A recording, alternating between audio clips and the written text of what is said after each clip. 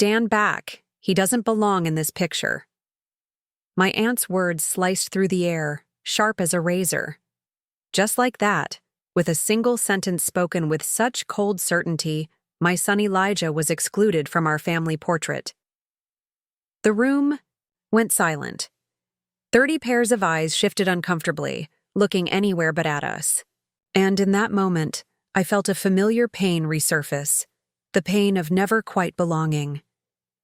But what happened next would change everything about my family forever. Before we jump back in, tell us where you're tuning in from. And if this story touches you, make sure you're subscribed, because tomorrow I've saved something extra special for you. We were gathered at my grandmother's estate for her 80th birthday celebration.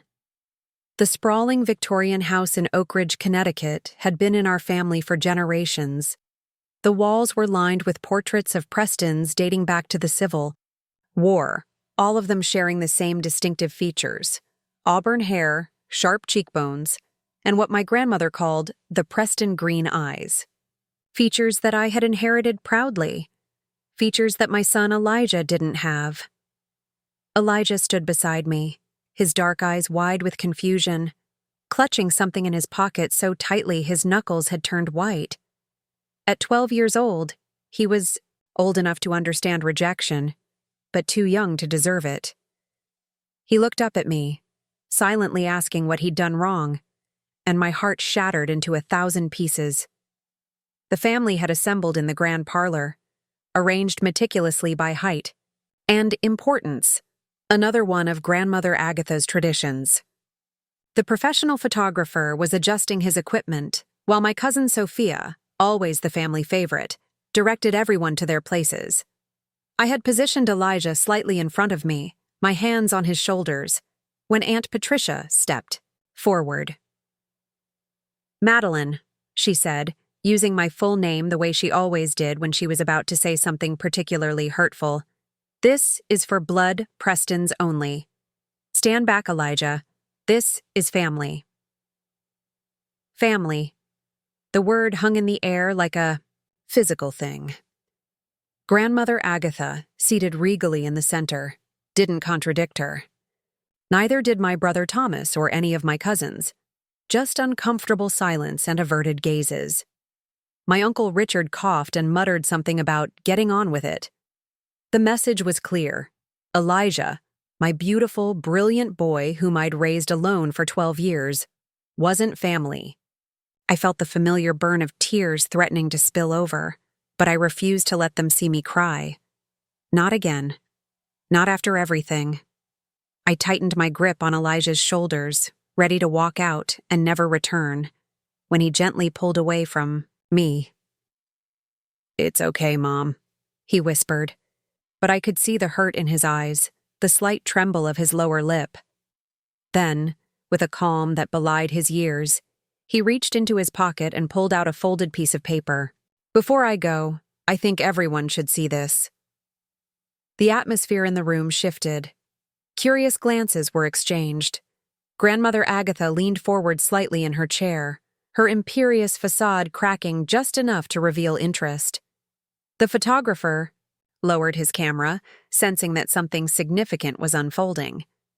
Elijah unfolded the paper carefully, like it contained something precious, and in many ways it did.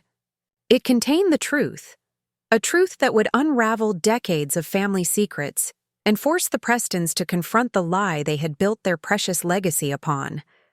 A truth that would finally explain why my son, with his warm brown skin and dark eyes, looked nothing like me or the austere faces hanging on the walls behind us. If I'm being honest, I never wanted to attend Grandmother Agatha's birthday celebration. The invitation arrived on heavy cream stationery with the family crest embossed in gold at the top, a stag standing proud beneath 3 stars. "The presence of Madeline Preston is requested," it read, conspicuously omitting Elijah's name. I almost threw it away immediately. The Preston family home, known locally as Preston Hill, had never been a place of warmth for me. Growing up as the daughter of Jonathan Preston, the family's black sheep who married beneath his station, according to grandmother, had positioned me on the periphery from the beginning. After my parents died in a car accident when I was 19, that peripheral position became even more pronounced. I was the charity case, the poor relation who should be grateful for whatever scraps of attention or assistance came my way. I moved away as soon as I could, settling in Philadelphia where I built a life as an art conservator at the City Museum. I found peace in restoring beautiful things that had been damaged by time or neglect. There was something deeply satisfying about bringing back the original vision, about seeing beneath the surface to what was meant to be. My work became my salvation, my identity separate from being a Preston. Then came Elijah. I met Marcus during a museum collaboration with the West African Cultural Center. He was brilliant, passionate about preserving cultural artifacts, with a smile that made my heart skip beats like a teenager's. Our romance was intense but brief. He was in the U.S. on a limited visa, returning to Ghana after 6 months. We promised to stay in touch, to figure something out, but life intervened as it often does. When I discovered I was pregnant too, months after he left, our communication had already dwindled to occasional emails. I told him about the baby. He sent money when he could and called occasionally, but the distance was too great, the logistics too complicated. By mutual agreement, we decided I would raise our child in the States, and he would remain a distant figure, present in theory, but absent in practice. It wasn't ideal, but it was reality. When Elijah was born, with his father's beautiful dark eyes and honey-brown skin, I fell in love instantly. He became my whole world. I never once looked at him and saw anything missing. He was perfect, curious, kind, with a quiet intelligence that sometimes took my breath away. What he didn't have in Preston features, he made up for with a Preston mind. The way he could look at a problem from multiple angles, his meticulous attention to detail, these were family traits that ran deeper than eye color or the shape of a nose. Preparing and narrating this story took us a lot of time, so if you are enjoying it, subscribe to our channel. It means a lot to us. Now back to the story. I didn't tell my grandmother or the extended family about Elijah right away. After years of their judgment and subtle racism masked as family pride, I couldn't bear the thought of my precious baby being measured and found wanting by their obsolete standards.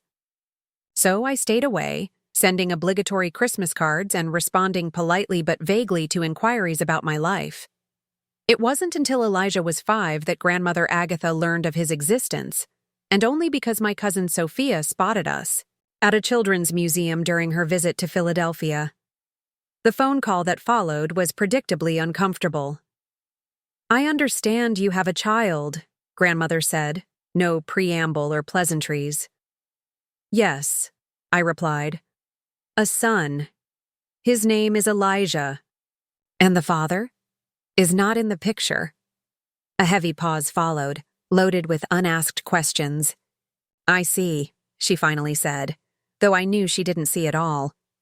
"Well, children need family, Madeline. Even unconventional children. You should bring him to Preston Hill sometime." It wasn't exactly a warm invitation, but it was more than I expected. So that summer, I took Elijah to Connecticut for the first time.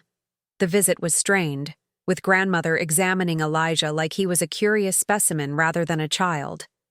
Aunt Patricia made comments about diversity that made my skin crawl. Uncle Richard barely acknowledged him at all. But Thomas, my brother, surprised me. He taught Elijah how to skip stones on the pond and showed him the secret passage behind the library bookcase that we'd discovered as children. For a brief moment, I allowed myself to hope that maybe, just maybe, Elijah could have a place here. That hope was short-lived. At dinner on our last night, grandmother raised her glass in a toast. "To family," she said, looking directly at me, "and to knowing where one belongs." The message couldn't have been clearer. We didn't belong at Preston Hill. After that, our contact with the Preston side dwindled to holiday cards and the occasional stiff phone call. Elijah asked about them sometimes, curious about the family he barely knew. I tried to be fair in my explanations, to avoid bitterness, but children are perceptive. He understood more than I gave him credit for. When the invitation to grandmother's 80th birthday arrived, my first instinct was to decline. But Elijah found it on the counter and asked question after question. Was this the grandmother in the photos? Would his Uncle Thomas be there? Could he see the secret passage again? His enthusiasm wore me down. Maybe things had changed. Maybe 7 years had softened their prejudices. Maybe they would finally see Elijah for the amazing person he was, rather than for the ways he didn't fit their narrow definition of family.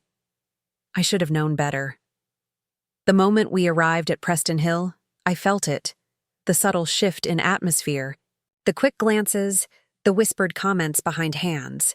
Elijah was polite and charming, but it made no difference. To them, he was an outsider, a reminder of my poor choices. Grandmother Agatha barely acknowledged him, addressing all her questions to me as if he weren't standing right there. "He's quite articulate, isn't he?" she commented at one point, and I had to clench my teeth to avoid saying something I'd regret. The days leading up to the big celebration were a minefield of microaggressions and thinly veiled insults. I tried to shield Elijah as much as possible, but he absorbed everything like a sponge. I found him one afternoon in the family library, studying the portraits on the wall with intense concentration. "I don't look like any of them," he said without turning around. "No," I agreed, coming to stand beside him. "You're uniquely you." He was quiet for a moment. "Do you ever wish I looked more like them? Like you?" The question knocked the wind out of me.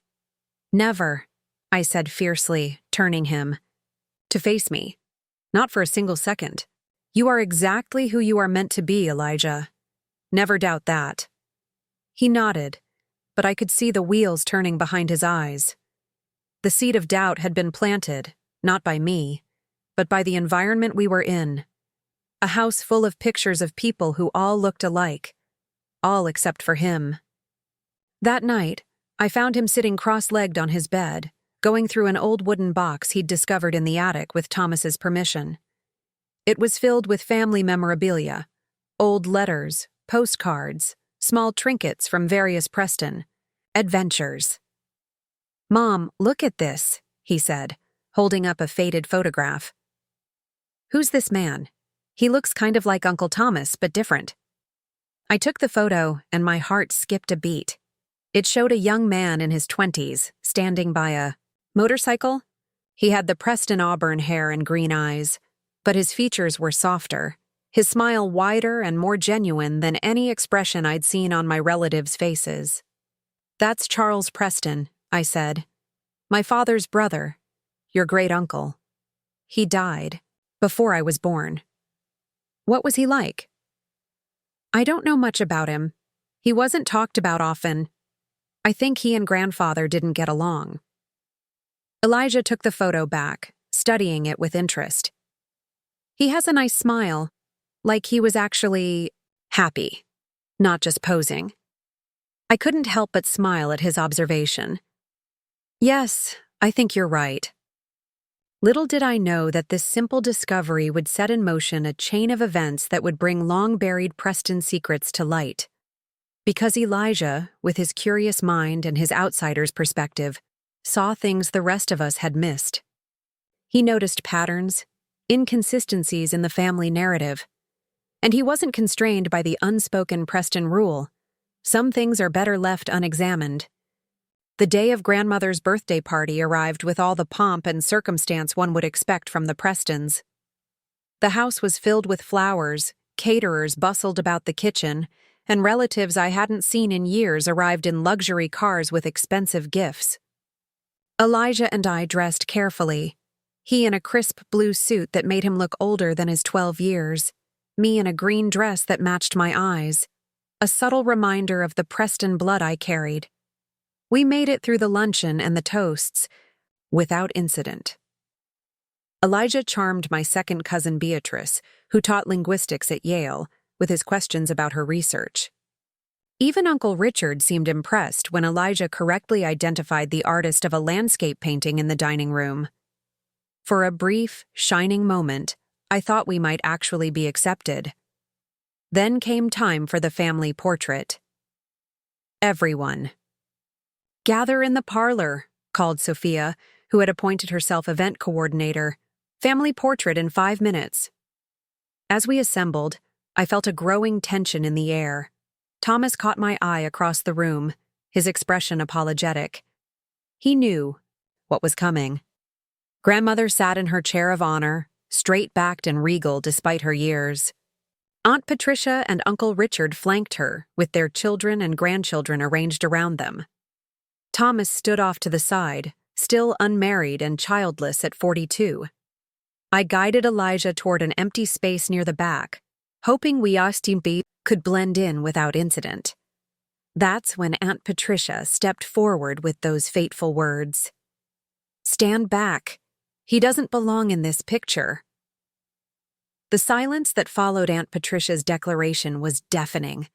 I could hear the grandfather clock ticking in the hallway, the soft rustle of expensive fabrics as people shifted uncomfortably, the barely audible gasp from my cousin Beatrice. Time seemed to slow down as I watched my son's face register the rejection, confusion, then hurt, then a quiet dignity that broke my heart. I found my voice. "If Elijah doesn't belong in this picture, then neither do I." Aunt Patricia waved her hand dismissively. "Don't be dramatic, Madeline. You're a Preston by blood. She paused, searching for a word that wouldn't sound overtly racist in mixed company. "Different." "He's my son," I said, my voice steadier than I felt. Grandmother Agatha cleared her throat. "Perhaps it would be best if we had 2 photographs. One with the extended family, and one with just the direct line." It was a compromise meant to placate me while still excluding Elijah. I opened my mouth to protest, but Elijah gently tugged on my sleeve. "It's okay, Mom," he whispered, but I could see the hurt in his eyes, the slight tremble of his lower lip. Then, with a calm that belied his years, he reached into his pocket and pulled out a folded piece of paper. "Before I go, I think everyone should see this." Elijah stepped forward, unfolding the paper with careful precision.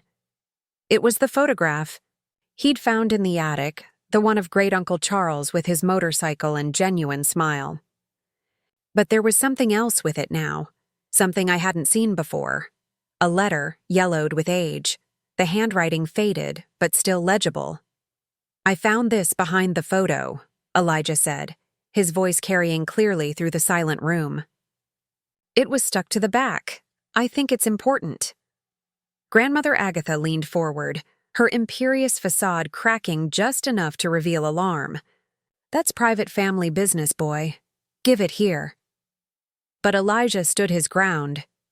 "It's addressed to my family and signed by Charles Preston. I think that includes all of us." He looked around the room, meeting eyes that matched his mother's, but had never looked at him with acceptance. "It says he had a secret, one that the family buried. I think it's time everyone heard it." The atmosphere in the room changed from uncomfortable to electric. Thomas moved closer, curiosity evident on his face. Sophia looked to grandmother, awaiting direction. Aunt Patricia's mouth had formed a thin, disapproving line. "That's quite enough," grandmother said sharply. "Some things are private for a reason." But Elijah had already begun to read. "To my family, if you're reading this, I'm long gone, and perhaps that's for the best. I could never live up to the Preston name the way Father wanted. But there's something you should know, something I've kept hidden to protect someone I love more than life itself." Elijah's voice carried through the parlor, clear and unfaltering. As he read, I watched the faces of my family transform, shock, disbelief, and dawning understanding rippling through the room like a stone thrown into still water. The letter revealed that Charles Preston, the forgotten brother, had fallen in love with a woman named Imani Okafor. the daughter of Nigerian immigrants who worked as the family's gardener in the late 1950s. Their relationship was, of course, forbidden. When grandmother Agatha, then a young wife, discovered them, she gave Charles an ultimatum: end the relationship or be disowned. Charles chose love over family legacy. He left Preston Hill, taking nothing but his motorcycle and the clothes on his back. What the family didn't know, what they had never been told, was that Imani was pregnant when Charles left. They settled in another state, married in secret, and had a daughter who would have been a Preston if the family hadn't rejected her father. That daughter was named Josephine. She grew up never knowing her father's family, only that they had turned their backs on her parents because of the color of her mother's skin. When Josephine was 19, both her parents died in a terrible accident, a car crash on a rainy night. My hands began to shake as the pieces fell into place. My parents had died in a car accident when I was 19. My mother's name was Josephine. I write this letter in hopes that someday the Preston family will make room in their hearts for my descendants, who carry my blood even if they don't carry my name. I leave this as my final request, that my family embrace what I was never allowed to claim, a family born of love rather than obligation. Elijah finished reading and looked up.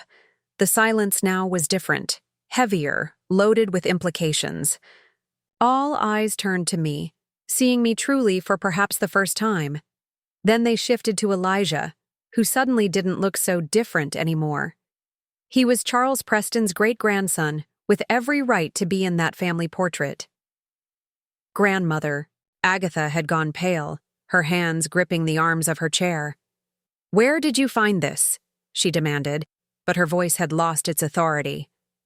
"In the attic," Elijah replied simply. "In a box labeled Charles, Personal Effects. It was behind everything else, like someone wanted it to stay hidden." I was still processing what this meant. My mother, Josephine, had never spoken of her parents except to say they died when she was young. She'd been raised by a maternal aunt, changing her last name when she married my father, Jonathan Lewis. I'd always assumed my connection to the Prestons came entirely through my father, a distant cousin who somehow caught the family's attention and was grudgingly accepted into the fold. But now it seemed I had more Preston blood than any of them had realized. And so did Elijah. Thomas broke the silence, stepping forward to stand beside us. "Well," he said, looking directly at Aunt Patricia, "it seems Elijah belongs in this picture after all. He's more Preston than any of us knew." Aunt Patricia's face had flushed an unflattering shade of red. "This is preposterous. A convenient story with no proof except a letter that could have been written by anyone." "Actually," Thomas said quietly, "there is proof." He reached into his jacket pocket and pulled out his phone. "I've been researching our family history for years. When Madeline first brought Elijah to Preston Hill, I noticed something about him. Something familiar that I couldn't quite place. It wasn't until I found old photographs of Charles that I began to wonder." He pulled up an image on his phone, a digitized version of an old family photograph. "Look at Charles's eyes," he said, holding up the phone. "Not the color, but the shape. The way they crinkle at the corners. Then look at Elijah." One by one, the family members looked from the photograph to my son. The resemblance, once pointed out, was unmistakable. Those eyes, warm, intelligent, with a slight upward tilt at the corners, had skipped generations but found their way to Elijah. "I had a DNA test done," Thomas continued. "I was curious, but I didn't want to say anything until I was sure." He looked at me apologetically. "I hope you'll forgive me, Madeline, but I took one of Elijah's discarded water bottles during your last visit. I compared his DNA with mine through one of those ancestry services." Normally, I would have been outraged at this invasion of privacy, but I was too stunned by the revelations to feel anything but numb. "The results were conclusive," Thomas said. Elijah and I are related exactly as we would be if Charles was his great-grandfather and my great-uncle, which it appears he was. The photographer, who had been standing awkwardly throughout this family drama, cleared his throat. "Should we postpone the portrait?" "No," said a voice I didn't immediately recognize. It was Grandmother Agatha, who had been silent since Elijah began reading. She stood up slowly, her eyes never leaving Elijah's face. "No, we will take the portrait now, with everyone present." She walked over to Elijah, studying him with an intensity that would have made most adults uncomfortable. But my son met her, gazed steadily, neither challenging nor submitting, simply present, claiming his space. "You have his eyes," she said finally. Charles always had the kindest eyes in the family. There was a note in her voice I'd never heard before, regret perhaps, or simply the weariness of carrying a secret for so many decades. "I didn't know," I said, finding my voice at last. "My mother never told me." Grandmother nodded. She wouldn't have known. Charles and Imani kept their marriage secret. When they died, their daughter would have been left with only fragments of the truth. "You knew," I said, realization dawning. "All this time, you knew about Charles and Imani." She didn't deny it. "I recognized your mother the moment I saw her. She looked so much like Charles." But by then, the lie had been in place for decades. The family history had been sanitized. Charles ran off with some bohemian girl, died in a motorcycle accident. That was the story we told. And I was too much of a coward to correct it, even when his granddaughter appeared in our lives. The admission hung in the air, heavy with decades of concealed truth. Aunt Patricia looked stunned, her worldview visibly crumbling. Uncle Richard stared at the floor, unable to meet anyone's eyes. Sophia, for once, was speechless.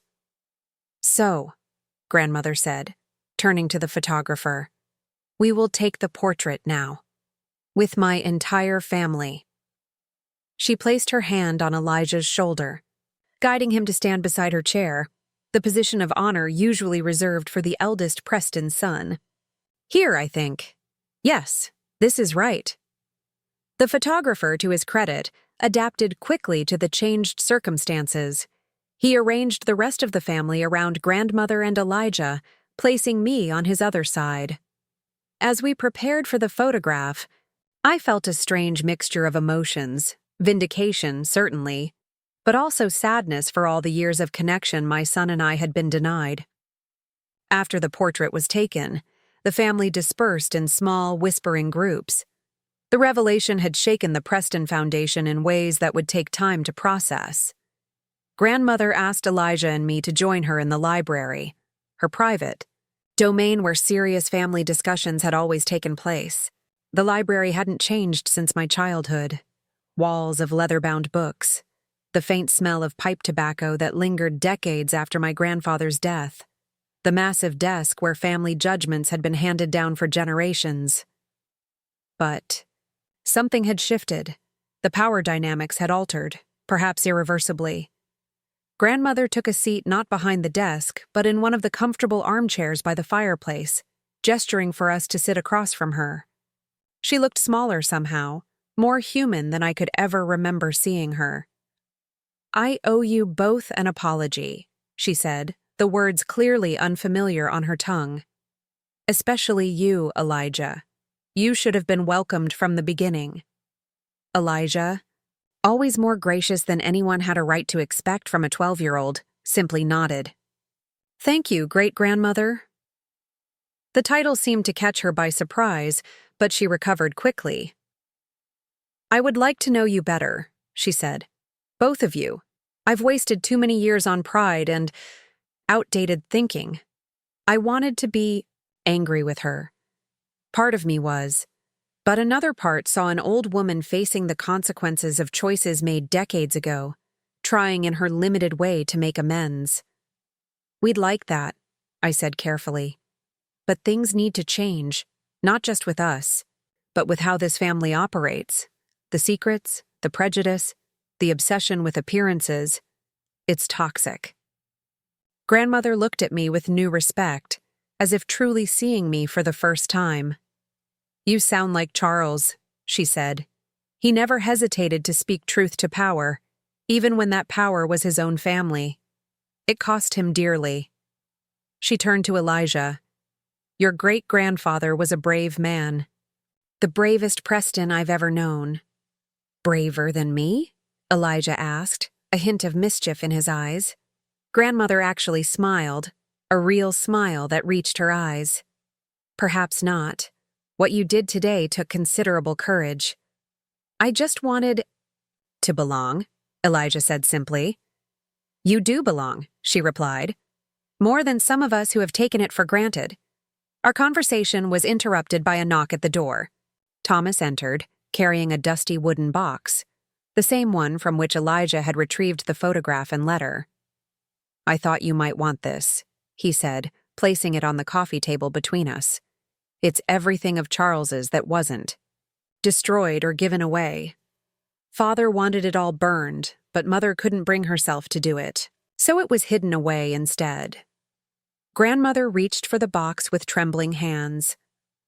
"I should have had the courage to stand up to my husband," she said, "to insist that Charles's memory be honored rather than erased.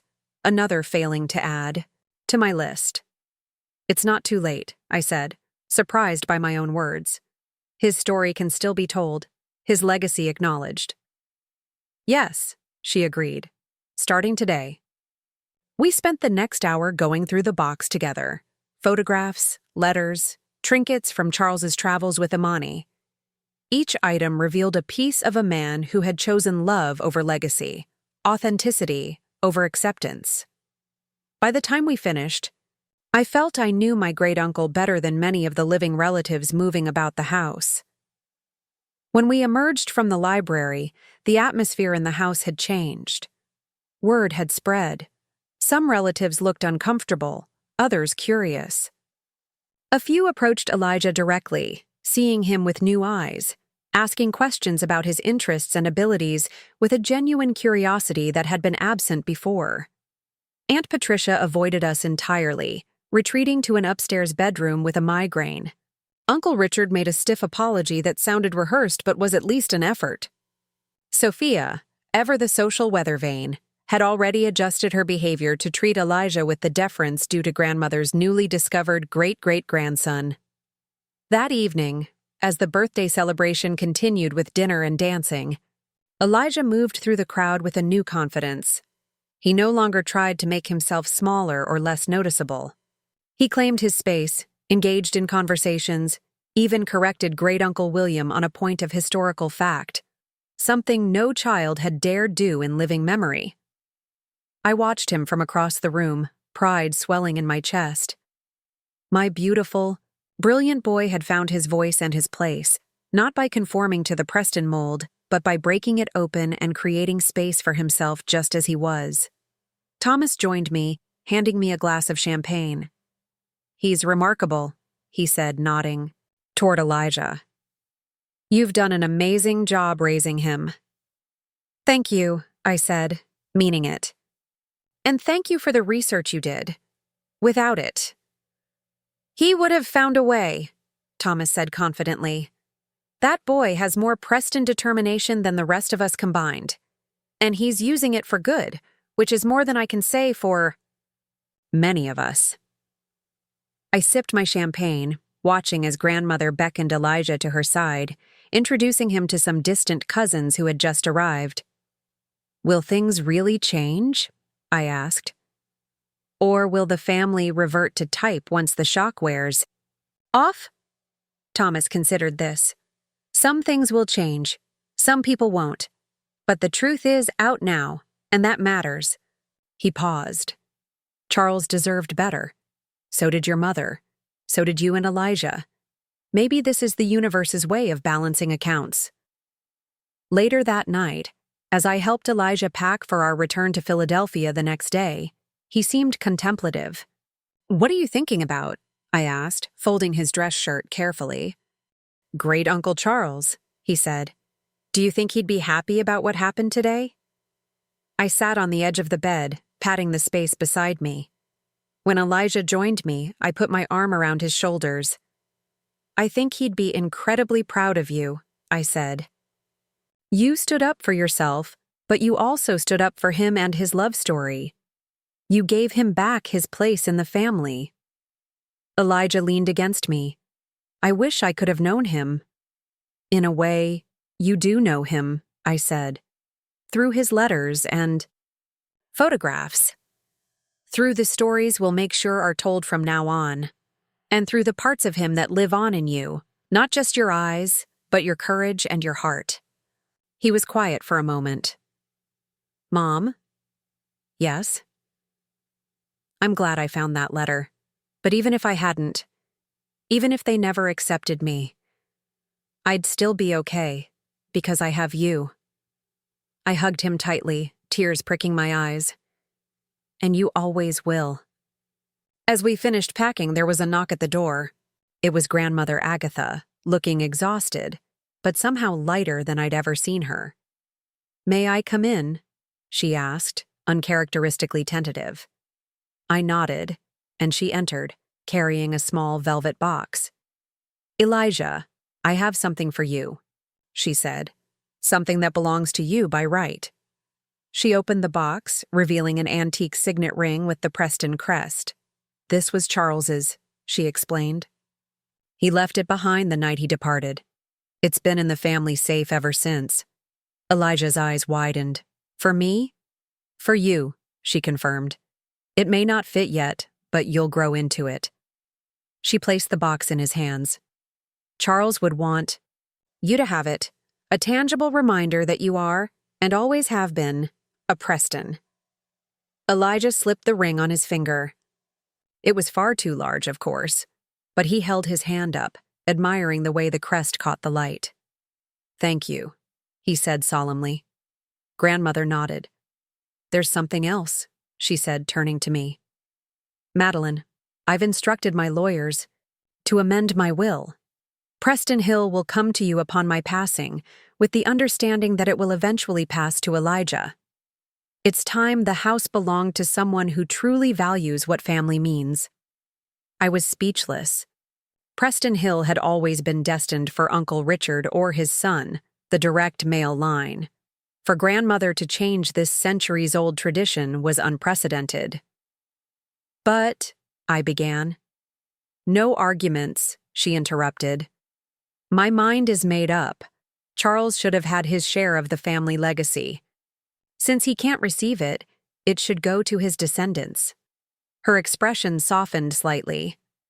Besides, I've seen how you look at this old place, with love despite everything.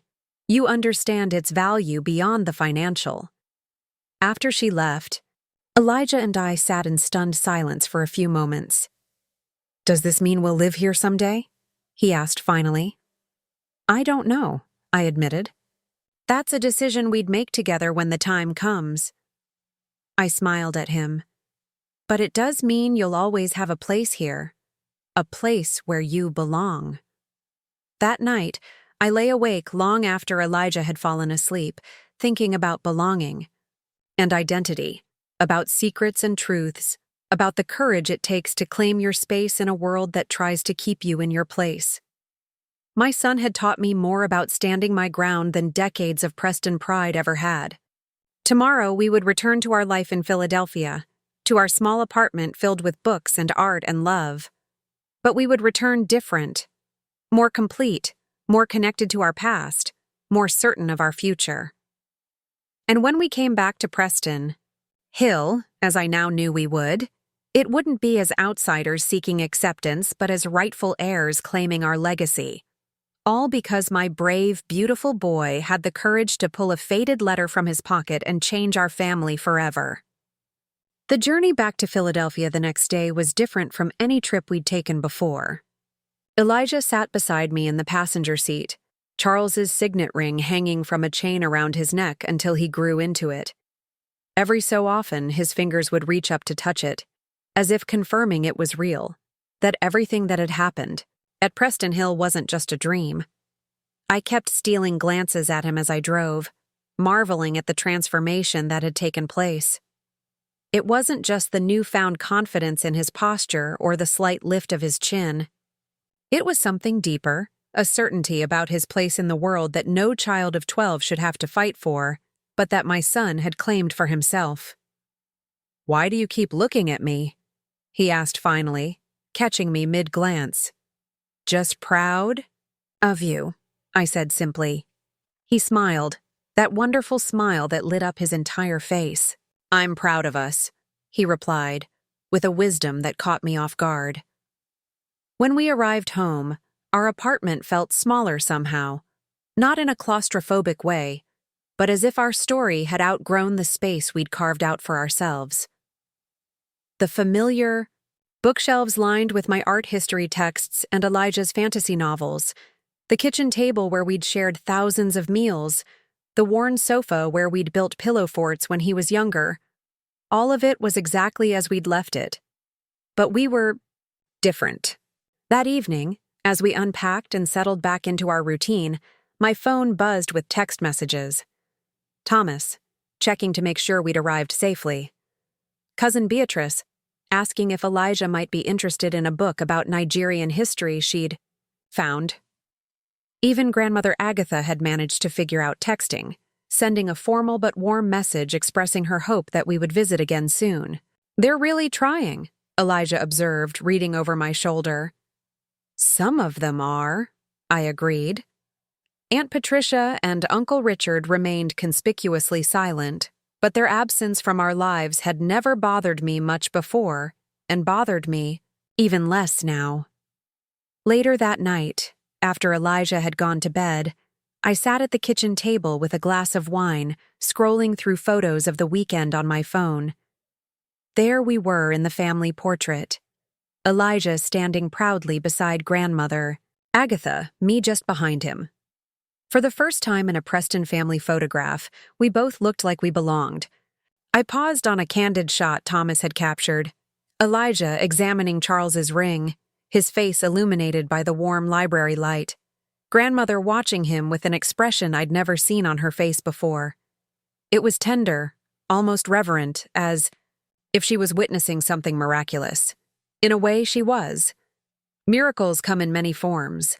Sometimes they're dramatic, parting seas, walking on water. But sometimes they're quieter. A lost truth found, a family healed, a boy discovering his heritage.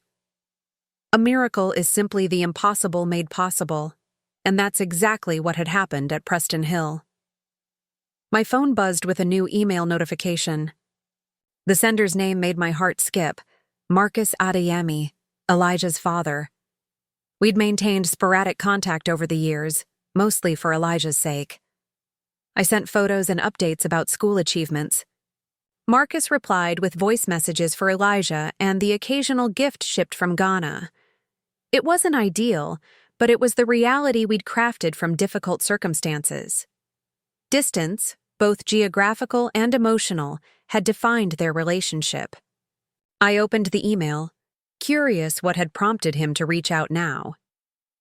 "Madeline," it began. "I hope this finds you and Elijah well. I've been thinking a lot about life and choices lately. My mother's health is declining, and it's made me reflect on family and what truly matters.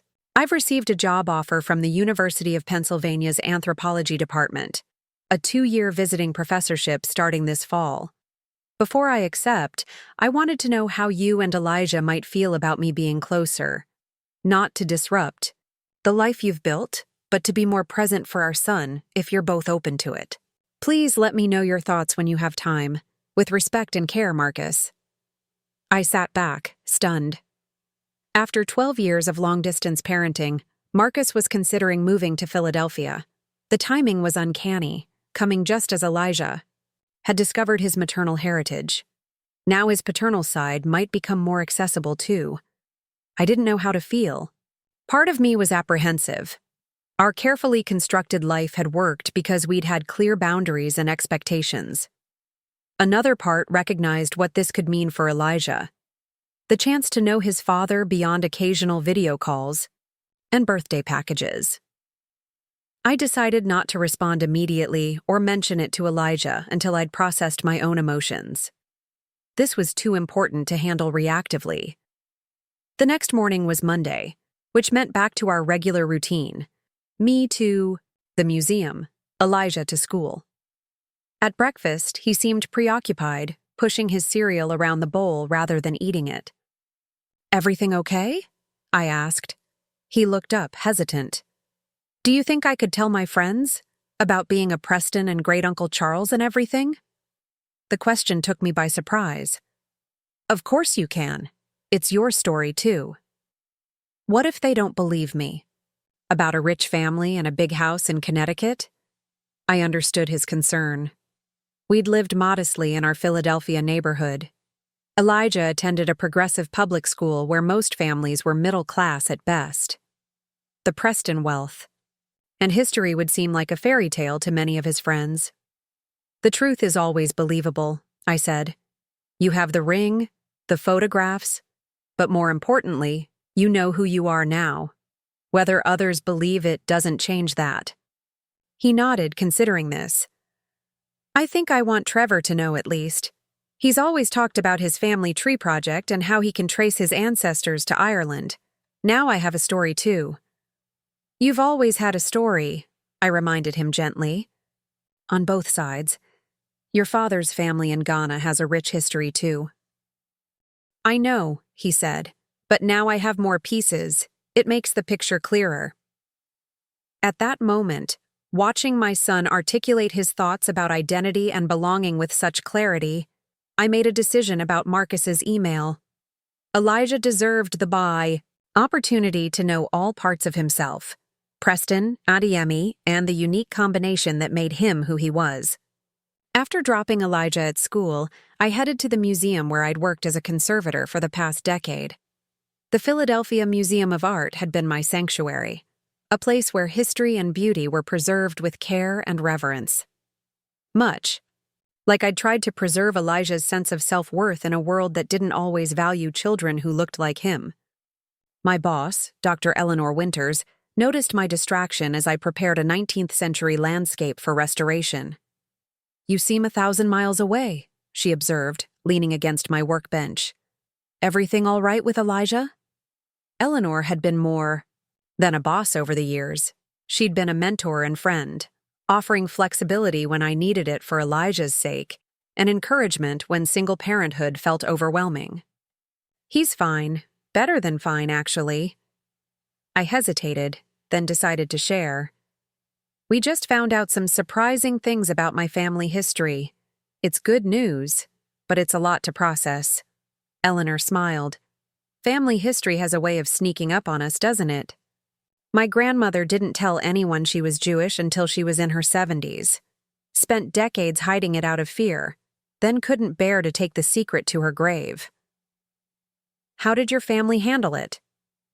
"Some embraced it, some denied it, some didn't care either way. But what mattered was that the truth was finally in the light. Secrets have power over us only when they remain secrets." Her words resonated with what we'd experienced at Preston Hill. The secret of Charles and Imani's relationship had poisoned the family for generations.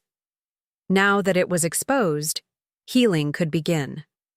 "Elijah discovered the truth," I told her. "He found evidence that my great-uncle had married a Nigerian woman and that I'm their granddaughter. It changes everything about how my family sees us." Eleanor's eyebrows raised. "That's quite a revelation. How's Elijah handling it?" "With more grace and wisdom than most adults I know," I admitted. "He's always been secure in himself, but now there's something more. Like he's found a missing piece he didn't even know was missing." "Children are remarkably resilient when given the chance," Eleanor said. "They can handle truth better than we give them credit for." She paused. "This might be presumptuous, but there's an exhibition coming up next year on cultural heritage and identity. Given what you've just discovered, would you and Elijah consider contributing to it? Personal stories can make these historical narratives so much more immediate."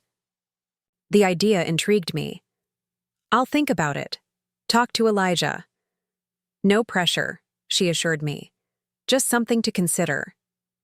Throughout the day, my mind kept returning to Marcus's email and Eleanor's suggestion, seeing connections between them. Both represented opportunities to weave together the disparate threads of Elijah's heritage into something whole and beautiful. Both acknowledged that identity isn't singular, but multi-layered, complex, worthy of exploration. By the time I picked Elijah up from school, I'd made up my mind.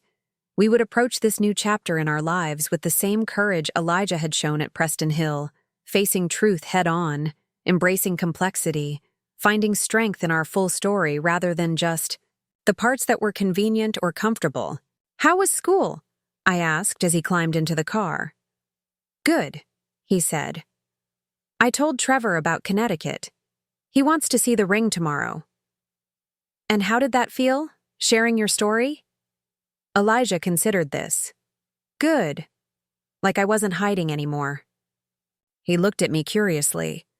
"Were we hiding before, Mom?" The question caught me off guard with its insight. Had we been hiding?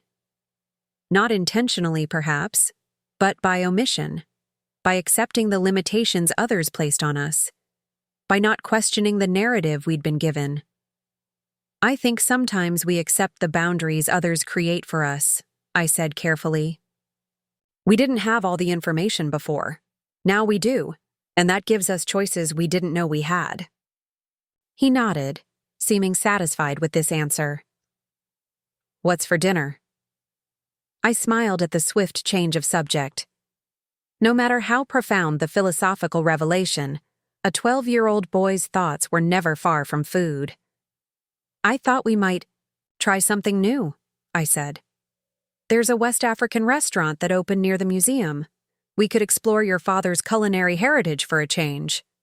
Elijah's face lit up. "Really? Like real Ghanaian food?" "Really," I confirmed. Over jollof rice and slow-cooked goat stew, sitting at a small table decorated with colorful woven placemats, I brought up Marcus's email. I explained that his father was considering moving to Philadelphia, that he wanted to be more present in Elijah's life if we were open to it. Elijah's fork paused halfway to his mouth. "Dad would live here? In Philadelphia?" "He's been offered a teaching position at the university," I explained. "But he wanted to check with us first, to make sure we'd be comfortable with him being closer." "What did you tell him?" "I haven't responded yet. I wanted to talk to you first. This affects you more than anyone." Elijah set down his fork, his expression serious. "Would we see him like every weekend?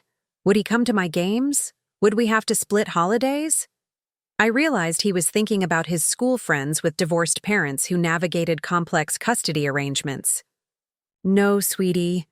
Nothing would change with our home life. I'd still be your primary parent. This would just mean opportunities to spend more time with your dad if you wanted to get to know him better." He was quiet for a moment, absorbing this. After finding out about Great-Uncle Charles and being a Preston, "Do you think it would be too much? To have Dad here too?" The question revealed a maturity and self-awareness that impressed me.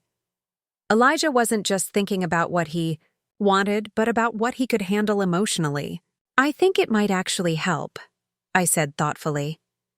"You've discovered this important part of your identity through my family. Having your father closer might help you understand that side of yourself better too."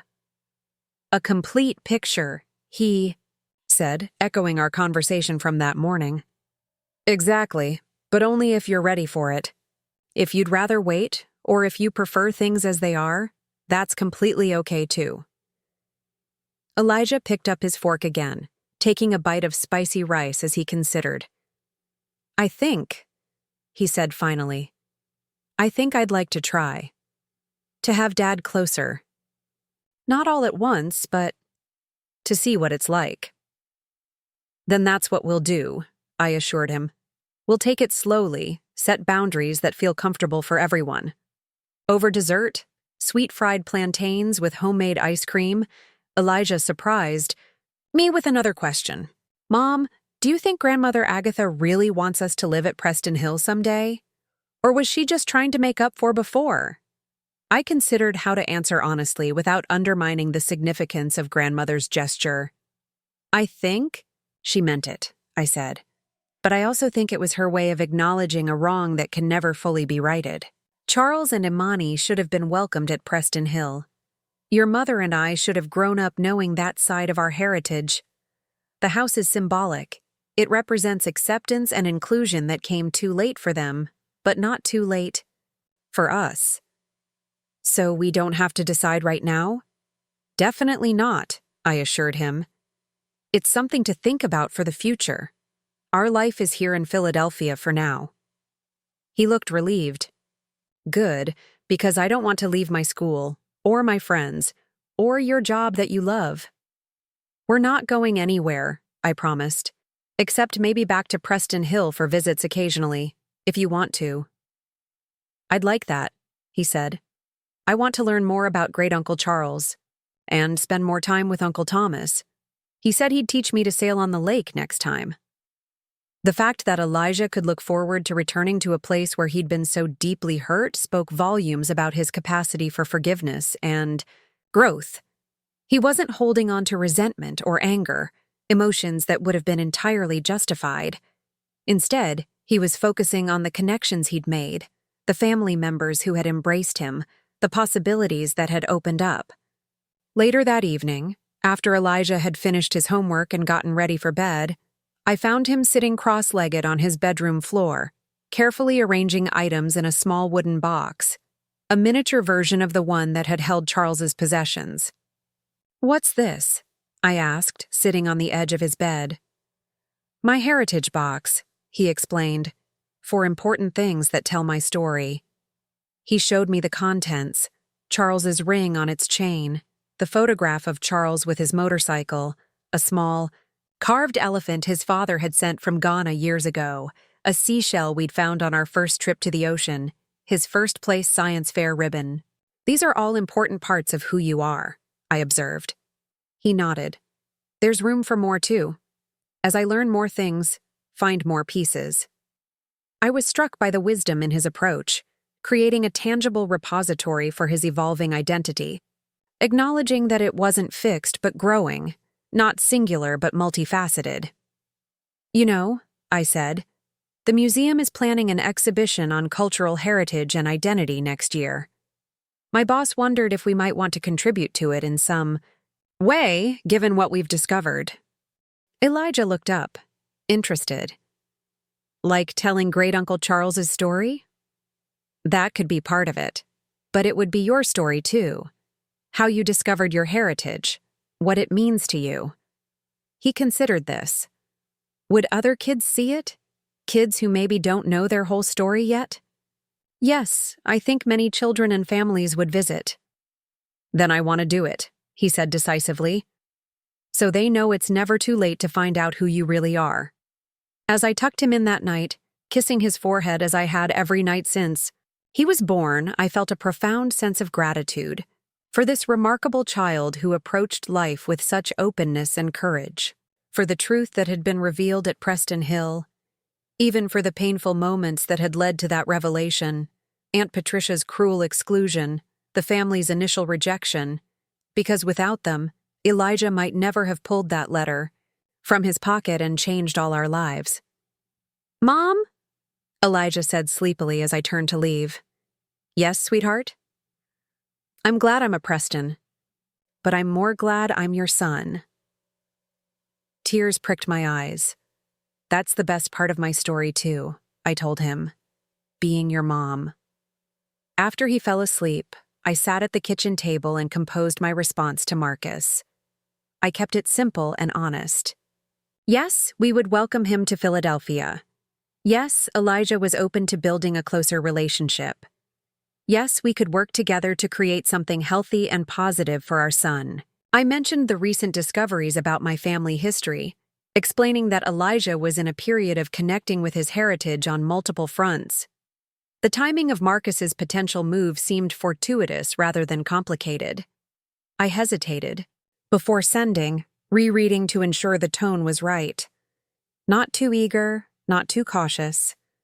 Finding that balance had always been the challenge with Marcus, acknowledging his importance in Elijah's life without creating expectations that might lead to disappointment. But perhaps that had been unfair. Perhaps, like the Prestons, I'd been operating from old scripts, old fears, old boundaries that no longer served us. If Elijah could approach this new chapter with openness and optimism, couldn't I do the same? I pressed send, then closed my laptop. Outside, the Philadelphia night was alive with city sounds, distant sirens, the rumble of the last subway train, music from the apartment next door, our home, our life. Now expanding in ways I never could have anticipated when we left for Connecticut, just a few days ago. I thought about what Eleanor had said about secrets having power only when they remain hidden. The truth about Charles and Imani had been buried for decades, poisoning family relationships across generations. But once exposed to light, once acknowledged and honored, that same truth became healing rather than harmful.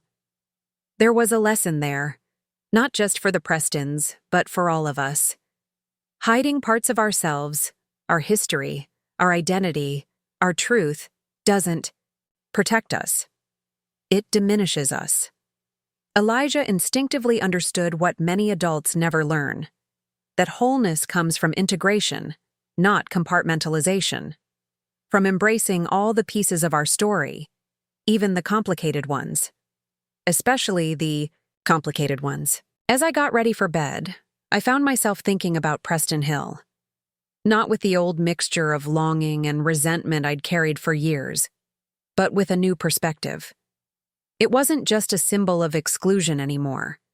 Now it was also the place where my son had claimed his birthright, not through inheritance or bloodlines, but through courage and truth-telling. Someday, perhaps, we would make our home there, transform it from a monument to Preston pride to a place of genuine welcome and inclusion, a place where photographs on the walls reflected the full diversity of our family story. Charles and Imani, me and Marcus, Elijah and whatever family he might create in the future. But that was a decision for another day. For now, our path was here in Philadelphia, continuing our museum work, responding to the steady stream of messages from newly attentive Preston relatives, exploring the possibility of Marcus's presence in our lives, and most importantly, supporting Elijah as he integrated all these discoveries into his evolving sense of self. The journey hadn't been easy. It had required confronting painful truths, standing firm in the face of rejection, and ultimately rewriting a family narrative that had gone unchallenged for too long. But the reward was beyond measure. A child who now walked through the world, knowing exactly who he was and where he came from. A child who had taught his mother, his grandmother, and an entire family that belonging isn't something you wait to be granted. Sometimes, it's something you need to claim for yourself. 6 months passed in a whirlwind of change and adjustment. Spring blossomed into summer, then faded into autumn, painting Philadelphia in shades of amber and gold. The city seemed different somehow, more vivid, more alive. Or perhaps it was just my perception that had shifted. When you start seeing your own story more clearly, the world around you comes into sharper focus too. Marcus arrived in August, settling into a faculty apartment near the university campus. True to our agreement, we took things slowly. First, a dinner together at a neutral restaurant. Then an afternoon at the art museum.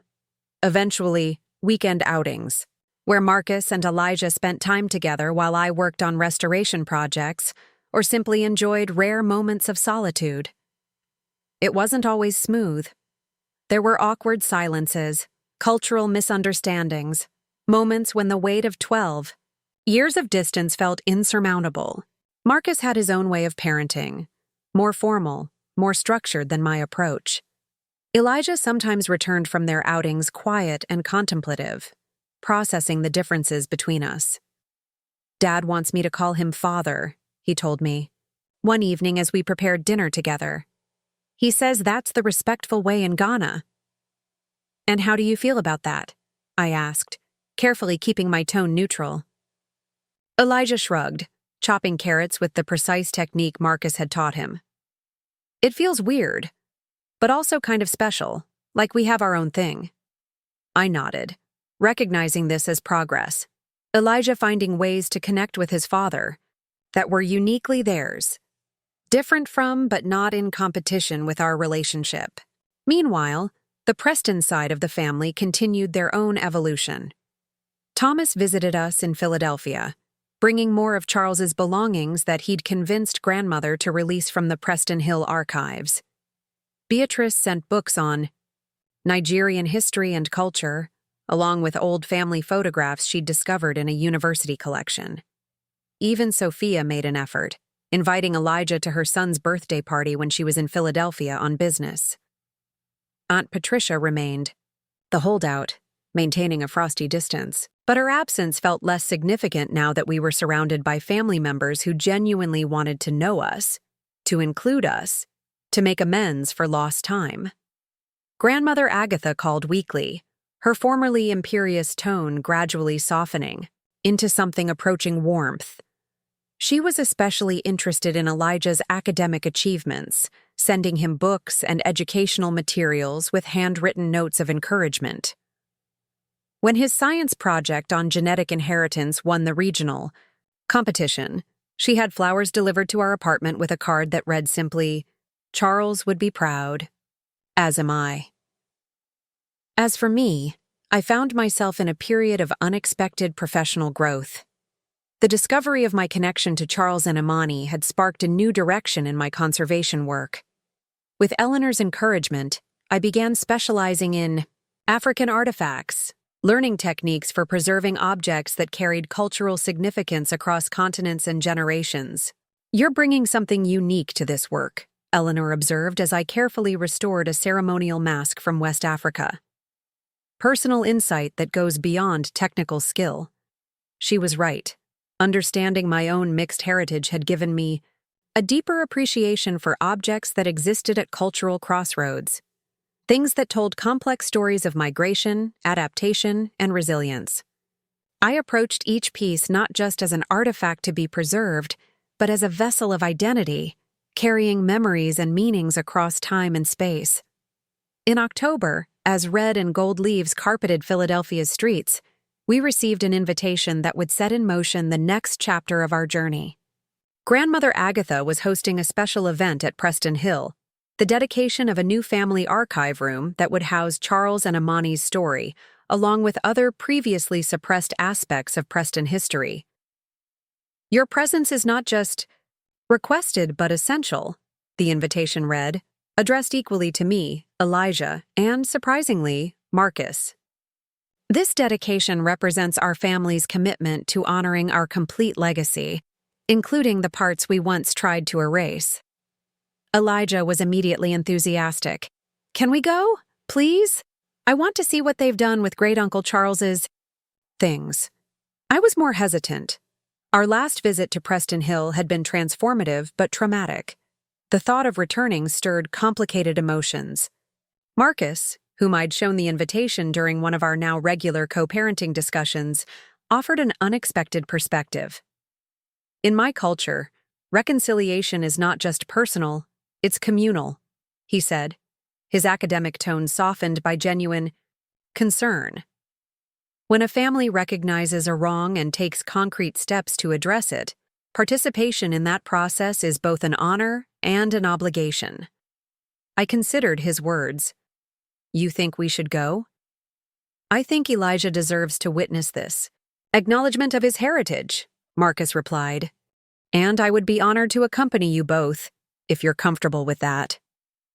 The idea of Marcus at Preston Hill, of introducing my son's Ghanaian father to my waspy New England family, would have seemed absurd a year ago. But now it felt right, complete, a bringing together of all the threads that made up Elijah's identity.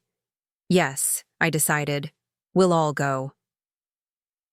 The drive to Connecticut this time was charged with anticipation rather than dread.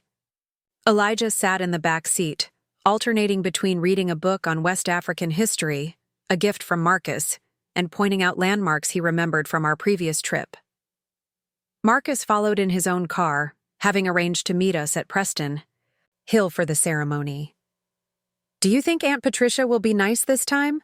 Elijah asked as we turned onto the long gravel driveway leading to the house. "I think she'll be polite," I answered honestly. "True change takes time, especially for people who have built their identity around certain beliefs. But she won't dare exclude you again." Elijah nodded, seeming satisfied with this realistic assessment. At 12, nearly 13 now, he was developing a nuanced understanding of human nature, recognizing that people could be flawed without being villains, that growth happened in fits and starts rather than dramatic transformations. Preston Hill looked different in autumn. The austere white facade was softened by the golden light of late afternoon, the surrounding trees ablaze with color. Cars lined the driveway, more than I expected for what I'd assumed would be a small family ceremony. "Wow," Elijah said, peering out the window. "It's like a real event." It was, indeed, more formal than I'd anticipated. Staff in catering uniforms moved efficiently between the house and a large tent set up on the lawn. Floral arrangements adorned the entrance. A photographer was capturing guests as they arrived. Marcus pulled in behind us, looking slightly apprehensive, but handsome in a tailored suit with subtle kente cloth accents. We'd agreed to present a united front for Elijah's sake, regardless of the reception we might receive. Thomas met us at the door, embracing me warmly and shaking hands with both. "Elijah and Marcus, you're just in time," he said. "Grandmother has been asking for you. She won't start the ceremony without Elijah."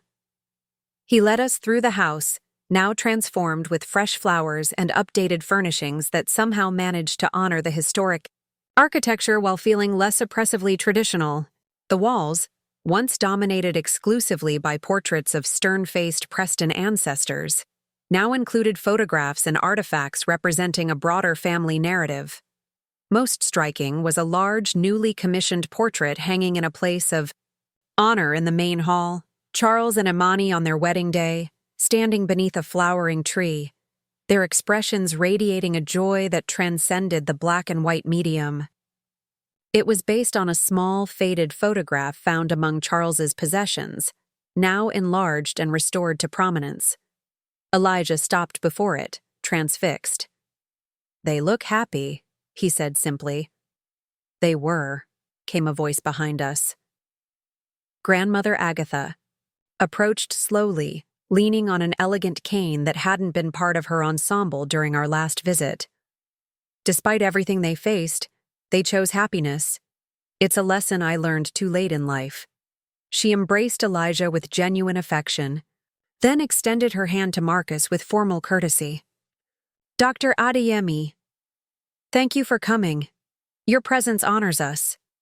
Marcus bowed slightly, responding with perfect diplomatic grace. "The honor is mine, Mrs. Preston. Thank you for including me in this significant occasion." I watched this exchange with amazement. My grandmother, who had once epitomized WASP exclusivity, was welcoming my son's Ghanaian father into her home with respect. If someone had predicted this scene a year ago, I would have dismissed it as fantasy. Grandmother led us to the library, now transformed into the promised archive room. Glass cases displayed Charles's belongings, photographs of Imani and her family, letters they had exchanged, artifacts representing both their cultures. Plaques provided historical context, acknowledging the racial prejudice of the era and the courage it took to defy social conventions. Most moving was a dedicated space for Josephine, my mother, with the few photographs that existed of her childhood and a detailed family tree showing her connection to both the Preston and Okafor lineages. Seeing my mother honored this way brought unexpected tears to my eyes. "This is remarkable," I said, genuinely impressed by the thoroughness and respect evident in the presentation. "It's only a beginning," Grandmother replied. "We cannot change the past, but we can ensure it's honestly remembered." She turned to Elijah. Would you do us the honor of cutting the ribbon at the dedication ceremony? As Charles and Imani's direct descendant, it seems fitting. Elijah's eyes widened. Me? Really? Really, she confirmed. This archive exists because of you, Elijah. Because you had the courage to bring truth into the light. As guests gathered for the ceremony, Preston relatives from near and far, along with community members and even a reporter from the local newspaper, I felt a surge of pride watching Elijah take his place at the center of attention. He stood straighter, his expression solemn but confident, fully inhabiting his place in this family narrative. Grandmother Agatha spoke briefly but powerfully about the importance of honest reckoning with family history, of acknowledging mistakes and learning from them. The Preston legacy is not just one of achievement and privilege, she said, but also of exclusion and prejudice. Today, we begin to correct that narrative. When it came time for the ribbon cutting, Elijah stepped forward with Marcus and me, flanking him on either side, his complete heritage represented in this symbolic moment. The photographer captured the image. Elijah with the ceremonial scissors, me with my Preston green eyes and auburn hair, Marcus with his dignified bearing and warm brown skin that Elijah had inherited. A new family portrait, vastly different, from the one Aunt Patricia had tried to exclude Elijah from 6 months earlier. After the ceremony, during the reception that followed, I observed Elijah moving comfortably among the guests, answering questions about the archive with the confidence of someone who knew he belonged.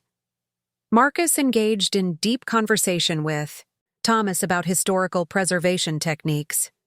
Even Aunt Patricia made a brief, stiff appearance, managing a tight smile and minimal pleasantries before retreating to a far corner of the room. Grandmother Agatha found me by the refreshment table, her eyes following Elijah as he charmed a group of distant cousins with a story about his science project.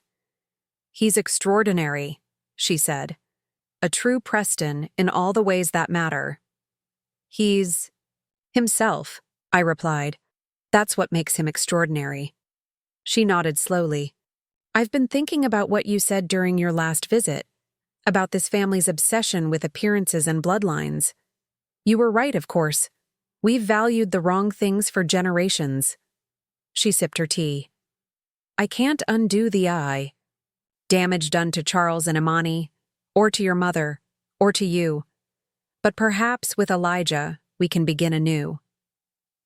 "I think we already have," I said, watching as my son moved easily between worlds, stopping to examine a Preston family artifact, then returning to Marcus to ask a question about Ghanaian cultural practices, integrating both sides of his heritage with natural grace.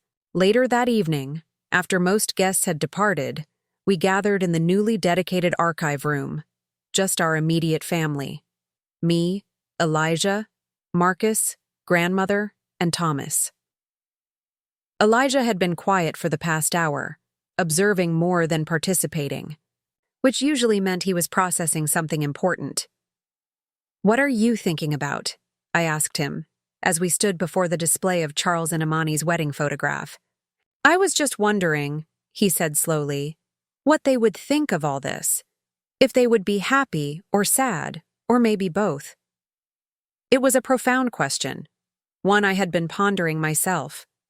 Would Charles and Imani appreciate this public acknowledgement of their love story, or would they find it too little, too late? Would they be gratified to see their great-grandson honored or pained by the reminder of their own rejection? "I believe they would be proud," Marcus said before I could formulate a response. "In my tradition, we say that ancestors rejoice when the living honor truth and justice. Your great-grandparents chose love over prejudice. Today, their family chose truth over comfortable lies. That is something to celebrate across generations." Grandmother Agatha's eyes glistened with unshed tears. "I hope you're right, Dr. Adeyemi.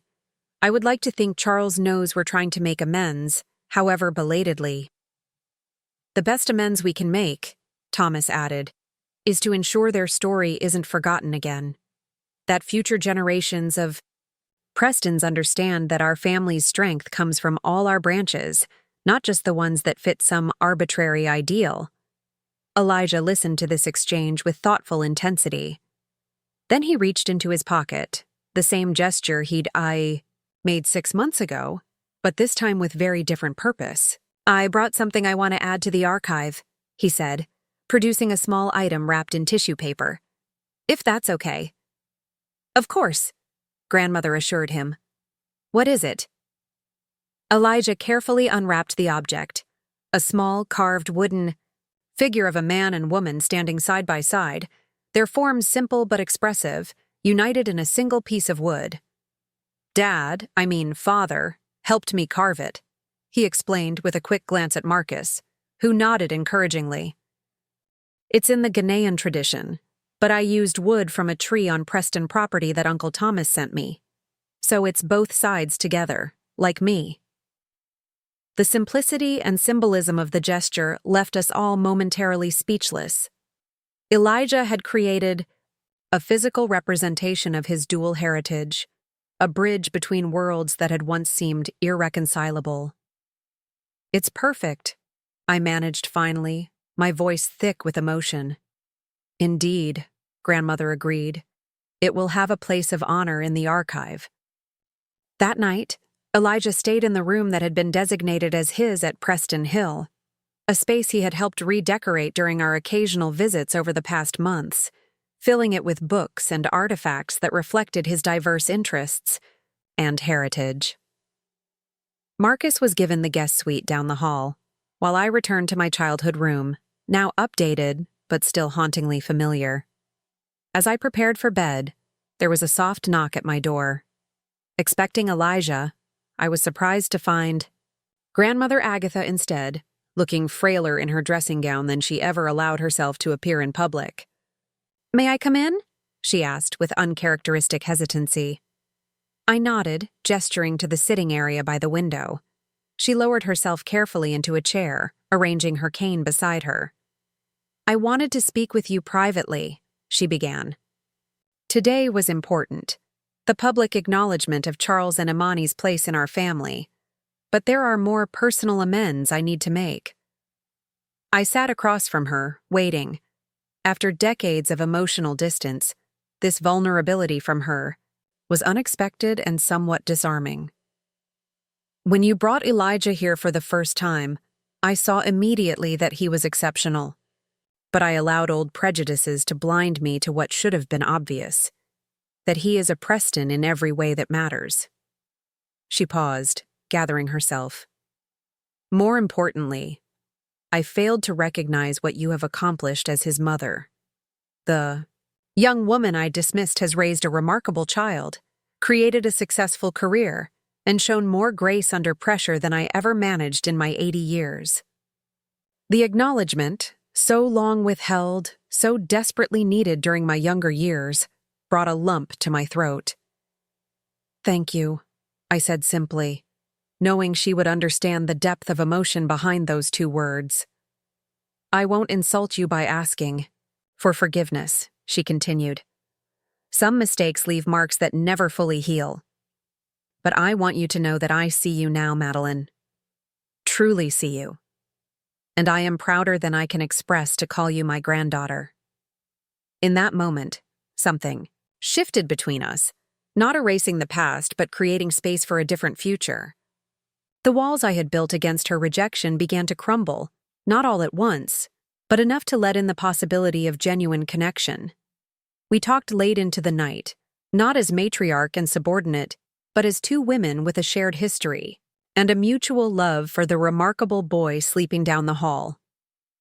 She told me stories about Charles that had been forbidden topics for decades: his kindness, his artistic talent, his refusal to accept the limitations others tried to place on him. I shared insights about Elijah's development, his unique way of seeing the world, his capacity for bringing people together across differences. Morning found us still talking, watching the sun rise over Preston Hill's ancient trees. A new day? Symbolic of the new chapter we were writing in our family's story. The weekend passed quickly, filled with small moments of connection and healing. Marcus and Thomas discovered a shared passion for historical architecture. Elijah spent hours exploring the grounds with a freedom he hadn't felt during our previous visit. No longer an outsider, but an integral part of this place and its legacy. I found myself revisiting childhood haunts with new eyes, reclaiming spaces that had once felt forbidden or conditional.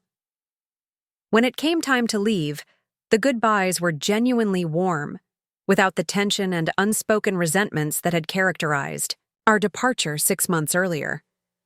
Grandmother Agatha embraced each of us, including Marcus, extracting promises to return for Christmas. As we drove away, Elijah was uncharacteristically quiet, gazing back at Preston Hill until it disappeared from view. "You okay?" I asked, glancing at him in the rearview mirror. He nodded slowly. "Just thinking about how much has changed. Last time we left here, I was confused and hurt. This time I feel, I don't know, like I have more pieces of myself." "That's a good way to put it," I agreed. "Do you think we'll ever live there?" he asked. "Like grandmother wants?" I considered this question carefully. "I don't know. That's a decision we'd make together, when the time comes." "What do you think?" He was silent for a moment. "I think, maybe someday. But not yet. We have more pieces to find first." His insight took my breath away. At nearly 13, he understood something many adults never grasp. That identity isn't a destination but a journey, that we are always in the process of becoming. When we arrived home in Philadelphia, our apartment felt different. Not smaller, as it had after our last return, but more like a base camp, a secure starting point for expeditions into an expanding world.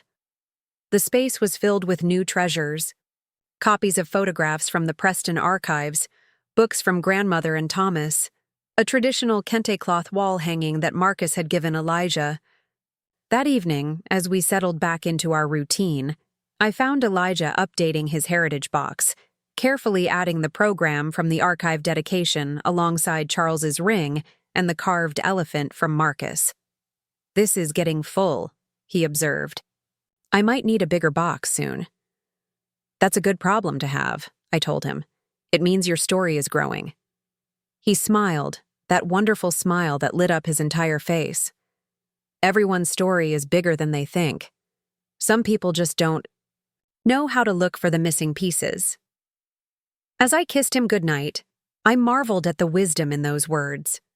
My son had taught me more about courage and identity in the past 6 months than I had learned in my entire life before him. He had shown me that belonging isn't something granted by others, but claimed through truth and persistence. That family can be redefined and expanded rather than limited by convention or prejudice. That the most powerful legacy isn't wealth or status, but the courage to live authentically. Later, I sat at the kitchen table, writing in the journal I had started keeping after our first trip to Preston Hill. I wanted to document this journey not just for myself, but for Elijah to read someday, and perhaps for the children he might have in the future. A record of how one brave boy with a folded letter in his pocket transformed not just his own life, but an entire family's understanding of itself. I wrote about the dedication ceremony, about grandmother's late-night visit, about Elijah's insightful comments on the drive home. Then I added a reflection that had been forming in my mind throughout our weekend at Preston Hill. The most profound change isn't in how others see us now, but in how we see ourselves. 6 months ago, we were defining ourselves by what we lacked: acceptance, belonging, a complete family history. Now we define ourselves by what we've found: truth, connection, a legacy that spans continents and cultures. Elijah taught me that our story was never incomplete. We just hadn't discovered all its chapters yet. And the beauty of a story is that it continues to unfold, page by page, revelation by revelation, growing richer and more complex with each new understanding. I closed the journal, feeling a sense of peace I hadn't experienced in years. The journey wasn't over, There would be more discoveries, more challenges, more moments of connection and possibly conflict. Marcus's presence in our lives would continue to evolve. The Preston family's transformation would progress unevenly, with setbacks and breakthroughs. Elijah would face the normal trials of adolescence while navigating his unique identity. But we would face it all from a foundation of truth and authenticity, no longer hiding parts of ourselves or accepting others' limitations on who we could be. The photo that Aunt Patricia had tried to exclude Elijah from had been replaced by a new image, Elijah cutting the ribbon at the archive dedication, with his full heritage represented on either side of him. A visual representation of what he had achieved, not just inclusion in an existing narrative, but the creation of a new and more truthful story, a story that began the moment he reached into his pocket and changed everything. Up next, you've got 2 more standout stories right on your screen. If this one hit the mark, you won't want to pass these up. Just click and check them out. And don't forget to subscribe and turn on the notification bell so you don't miss any upload from us.